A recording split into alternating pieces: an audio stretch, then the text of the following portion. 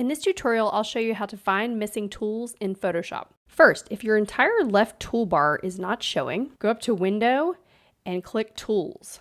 This will turn the toolbar on and off completely. Next, if you go to your left toolbar, but you can't find one of the tools that you expect to see there, here's one thing you can try. Any of these tools that have a little white arrow on the bottom right, make sure to click and hold that arrow, and it may have some nested tools underneath it. So you may have to dig through here to find what you need. If you still don't see what you need here, go up to Edit, Toolbar. This menu allows you to customize exactly what you see in your toolbar on the left. You can also remove things from this toolbar. So let's say you never use one of these tools, you can drag it and take it away from the toolbar. But you may also see a list of tools here that are not showing that you can drag into your toolbar. If this is all messed up, you can also just click Restore Defaults and it will clean this toolbar up and put all the most used tools back where they belong. So I'm going to click Done. And lastly, let's say you have several tools that are out of place. Maybe you're missing some tools from this left toolbar.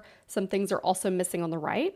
You can go up to Window menu. You can reset a workspace. So I like to use the Essentials workspace, and it will reset everything around your window to the preset Essentials workspace.